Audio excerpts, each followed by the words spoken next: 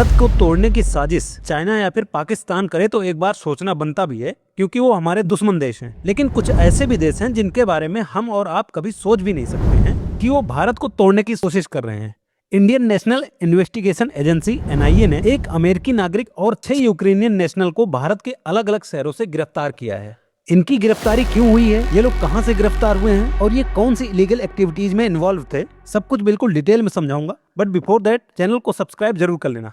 देखो, बांग्लादेश की पूर्व प्रधानमंत्री ने अपने फोर्स्ड एग्जाइल से कुछ महीने पहले एक सीरियस इशू रेज किया था कि कैसे अमेरिका इंडिया के नॉर्थ ईस्ट, बांग्लादेश और म्यांमार के कुछ हिस्सों को तोड़कर एक क्रिश्चियन स्टेट बनाना चाहता है। उसके बाद से ही ऐसा बहुत कुछ हुआ है जिससे कम से कम ये तो पता चल रहा है कि शेख हसीना ने अमेरिका पर जो सवाल खड़े किए थे वो बेसलेस नहीं है। हाल ही में NIA ने 6 यूक्रेनी नागरिक, जिनमें 3 लखनऊ और 3 दिल्ली से और एक अमेरिकी सिटीजन को कोलकाता एयरपोर्ट से गिरफ्तार किया। ये लोग म्यांमार के चिन स्टेट में चिन नेशनल आर्मी और एंटी इंडियन इंसर्जेंट ग्रुप से जुड़े एथनिक ग्रुप्स को arms training, modern warfare technique और ड्रोन सप्लाई कर रहे थे। अब आप लोग सोच रहे होंगे कि ये लोग तो म्यांमार में ये सब एक्टिविटीज को अंजाम दे रहे थे, तो इससे हमारा क्या लेना देना? बिल्कुल लेना देना है, अभी वीडियो में आगे बताएंगे। देखो, ये जो चिन स्टेट है, यहाँ पर म्यांमार की मिलिट्री का कंट्रोल नहीं है, एथनिक आर्म्ड ऑर्गेनाइजेशन का कंट्रोल है। सो भारत के नॉर्थ ईस्ट में इंसर्जेंसी फैलाने वाले ग्रुप्स के लिए ये एक सेफ हेवन बन जाता है। ये लोग यहाँ रहते हुए भारत के नॉर्थ ईस्ट स्टेट्स मिजोरम,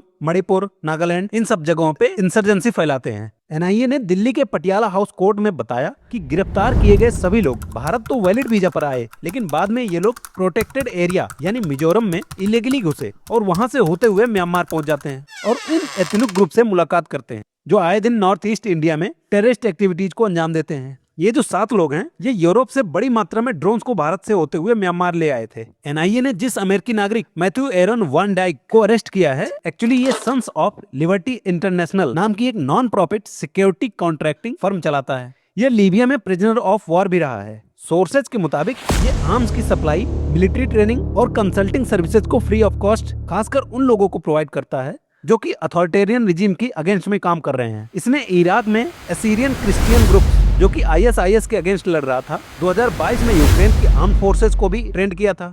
इसने अपने सोशल मीडिया पोस्ट में ओपनली एक्सेप्ट किया था कि वो वेनेजुएला के रिजीम चेंज ऑपरेशन में भी शामिल था और अब यूक्रेनियन के साथ उसकी गिरफ्तारी कुछ न कुछ तो इशारा कर रही है। अपने सोशल मीडिया पर म्यांमार की एथनिक आर्म्ड ऑर्गेनाइजेशन के सपोर्ट में कई बार इसने पोस्ट भी किया है। वैन डाइक जैसे कई क्रिश्चियन मिशनरीज नॉर्थ ईस्ट के थ्रू म्यांमार में जाकर इंसर्जेंसीज को फ्यूल कर रहे हैं। For example, ex-US special forces officer Dave Eubank free Burma rangers organisation चलाते हैं, जिसके थ्रू वो मिलिट्री ट्रेनिंग तो देते ही हैं, लेकिन साथ ही लोगों को क्रिश्चियनिटी में कन्वर्ट करवाते हैं। 2009 में डेनियल स्टेफन कॉर्नी, जो कि पहले US आर्मी में रह चुके हैं, पहले इंडिया आते हैं, दशकों तक यहाँ रहकर इलीगल कन्वर्जन करवाते हैं। 2017 में इन्हें ब्लैक लिस्ट करके इंडिया से भेज दिया जाता है, लेकिन 2023 में ये फिर से टूरिस्ट वीजा पर आते हैं और मणिपुर में जगह जगह क्रिश्चियनिटी का प्रचार करने के साथ साथ बीजेपी गवर्नमेंट और एंटी हिंदू स्पीच दिया करते थे। बाद में इनको मणिपुर और भारत के दूसरे नॉर्थ ईस्ट स्टेट्स में weapons, explosive, advance communication devices और ड्रोन की सप्लाई का दोषी भी पाया गया था। दिसंबर 2024 में इनका एक पुराना वीडियो वायरल हुआ था जिसमें ये कुकी मिलिटेंट्स को बुलेट प्रूफ जैकेट और ड्रोन्स देते हुए नजर आए थे। अब ये जो कुकी मिलिटेंट्स ग्रुप है, ये क्रिश्चियनिटी को फॉलो करते हैं और ड्रोन और बुलेट प्रूफ जैकेट इन्हें मेनली मैतेई हिंदूज को मॉनिटर करने के लिए दिया गया। ऐसे कई सारे केसेस हैं, मैं किनका जिक्र करूं।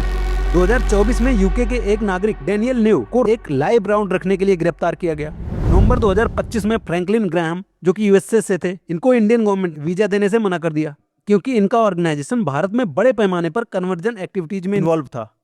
यहाँ पर यह जानना बहुत जरूरी है कि अगर नॉर्थ ईस्ट के थ्रू फॉरेनर्स म्यांमार तक पहुंच रहे हैं तो म्यांमार से होते हुए पाकिस्तानी टेररिस्ट भी आ सकते हैं। और ये सब हुआ कैसे? क्योंकि 2001 से पहले मणिपुर, नागालैंड और मिजोरम प्रोटेक्टेड एरिया के अंडर आते थे, जिससे वहां किसी भी फॉरेनर की एंट्री नहीं हो पाती थी। लेकिन 2011 में UPA गवर्नमेंट ने टूरिज्म को बढ़ावा देने के लिए प्रोटेक्टेड एरिया परमिट में रिलैक्सेशन दे दिया। अब इस लूप होल को एक्सप्लॉइट करते हुए फॉरेनर्स टूरिस्ट वीजा पर इंडिया के थ्रू म्यांमार तक पहुंच जाते हैं। अभी तक जो केसेस मैंने आपको बताए, इन सभी का मेन टारगेट था कन्वर्जन और इसके साथ ही इंडिया, म्यांमार और बांग्लादेश के रीजन में इंसर्जेंसी को बढ़ावा देना। लेकिन अगर इसका एक दूसरा एंगल देखें तो अमेरिका हर तरफ से भारत को हिट करने की कोशिश कर रहा है, चाहे वो H-1B वीजा की फी हाइक को लेकर हो, जिससे सबसे ज्यादा अफेक्टेड इंडियन हुए हैं, या फिर चाबहार पोर्ट पर दिए गए वेबर को कैंसिल करना हो, टैरिफ इम्पोज करना हो, या फिर एक अनफेयर ट्रेड डील का साइन करने के लिए प्रेशराइज करना। और अगर आप सभी को याद है कि डिप्टी सेक्रेटरी ऑफ स्टेट 5 मार्च 2026 को भारत में ही खड़े होकर इंडिया को सीधे तौर पर वार्न करते हैं